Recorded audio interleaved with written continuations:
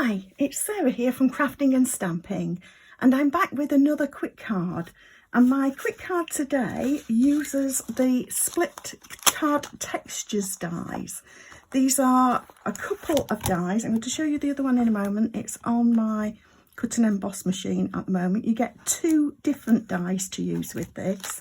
And today I'm going to be using it with our metallic cardstock. This is the silver foil, and this is a specialty pack.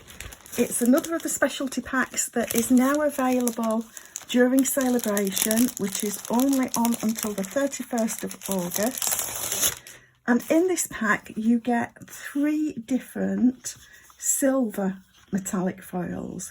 So we get this sort of gunmetal grey brushed look, we get a matte grey look, and we get a reflective silver look. I've already cut a layer, and this is 3.5 inches by 5.25 inches. And this is going to go layered on this basic black portrait card that I've got here.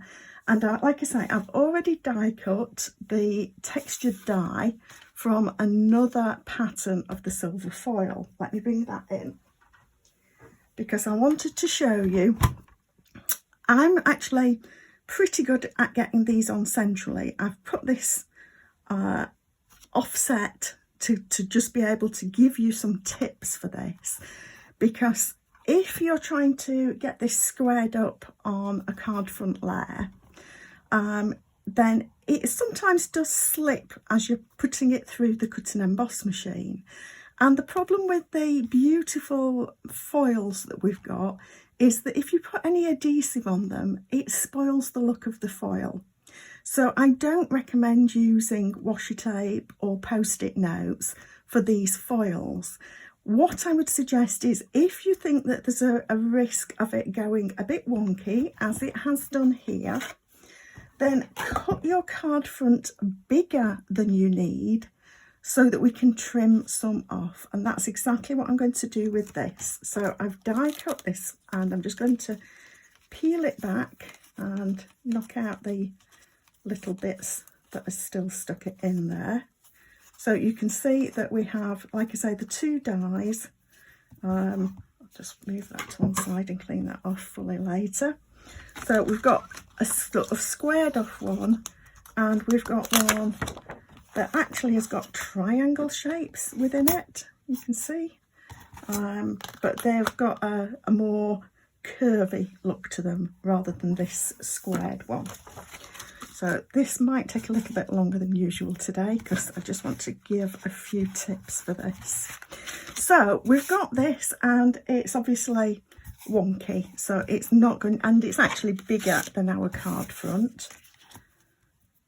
It's about just about the same size width wise, and just a little bit shorter. So what I'm going to do is bring in my paper cutter, and what I want to do is get this lined up here. I can see the line there, that it's parallel to these, and I'm going to trim that off. Now we've actually got a squared off edge. So what I'll do, that's the one we've just cut, so that is square to this design.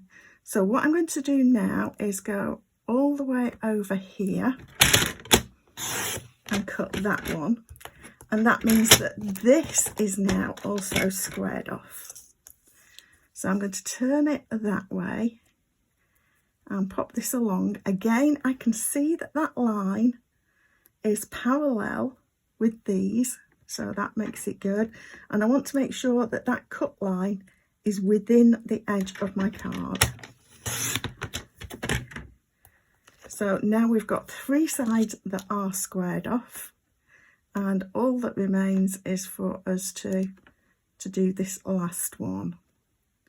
So I'm going to do that about here. Now the only problem with this is, because I went with the brushed metallic, it does have some direction, some grain to this, but I'm not going to worry about that too much. It's slightly off from true, but not to worry too much. Now, these bits you could always use together on another card just to make a little border, and it doesn't matter that they're all zigzag, because you can put them together like that, trim off the ends, and you've got a nice little border. So right, so that's that. So there's our card front layer now, and we've got this layer that I've already cut that actually is going to fit just behind there.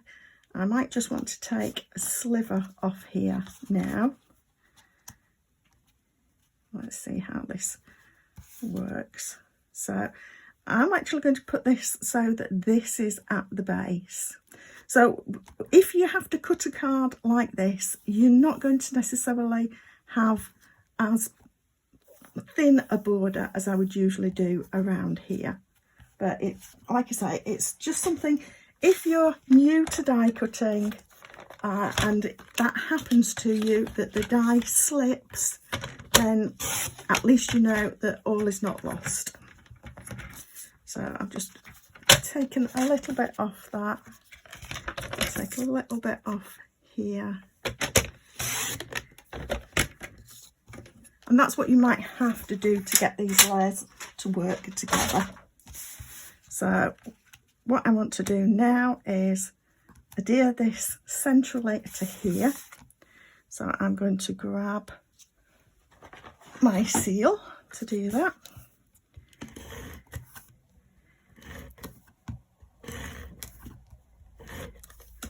So not quite as quick a card as I normally do on a Monday, but I really do hope that these tips help you.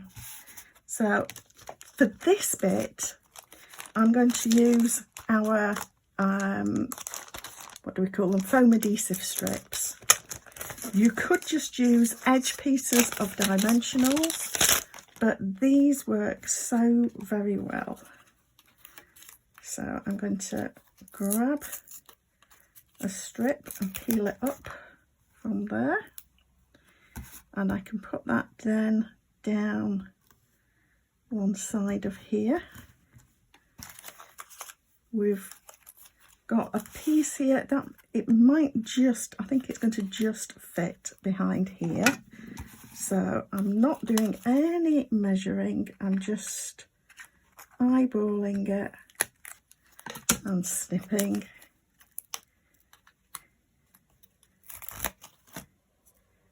And there's a little bit of backing paper still on there. There we go.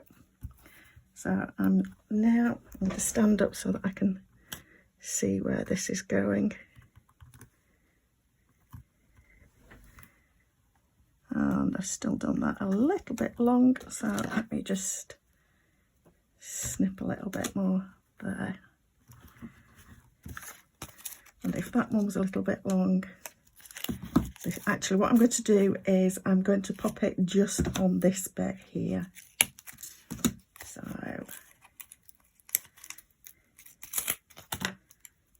peel that off there, and that way up, pop that on like that. So it won't be secured right down here, so I'm just going to make sure that this goes all the way down.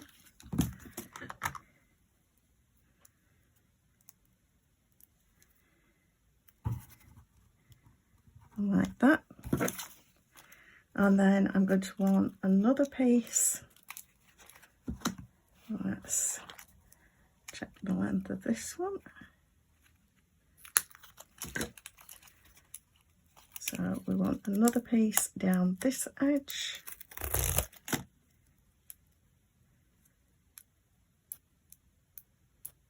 And the backing doesn't want to come off. Come on, there we go. Next, actually I think it is off. That's why it won't come off. It's already off. Like that. And then I just want to add a diagonal to support it in that centre bit. These adhesive strips are great for doing the shaker cards as well, but this is another way that you can use them. So I'll peel off the backing of all of these.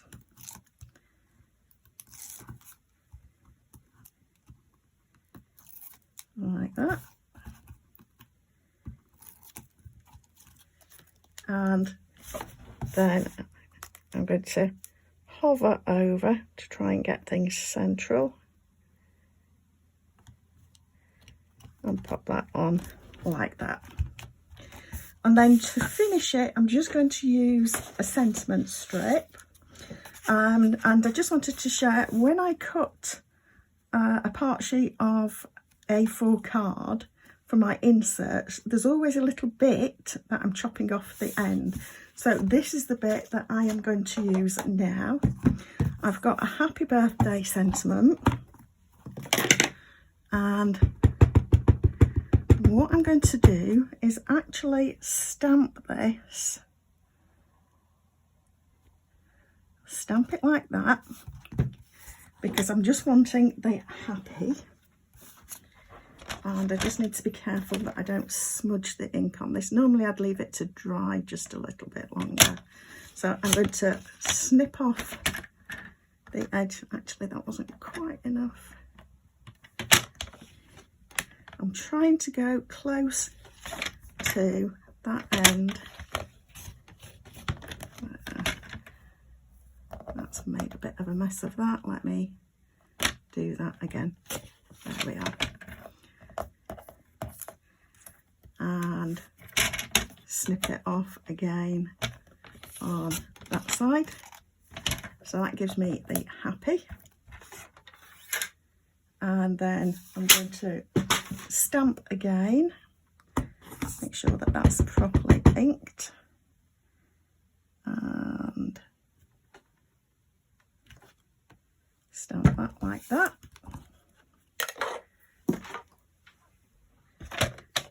And then we're going to again trim it close to the end of the birthday, and close to the end of the birthday at that end too. And then that gives us our happy birthday sentiment that we can put on there. And if you're worried that you're not going to get it straight, then what I would recommend, I'll just use little mini dimensionals for these. What I'd recommend is actually putting them on at an angle, so if it's at a proper angle, people know it's been done that way intentionally. So if I go like that, and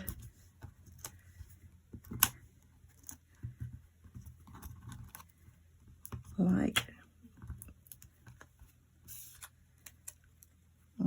that, then it's done. People know it's done on purpose. So that's our quick card. It's not been as quick as usual because of the tips that I wanted to share with you. When you're actually just putting the card together, it is a little bit quicker than I've shown this morning. So hopefully that gives you some ideas, and thank you for watching. Please do subscribe to my channel below to see a quick card every Monday and a quick tip every Friday, or as today, sometimes a little bit of a combination. Thank you.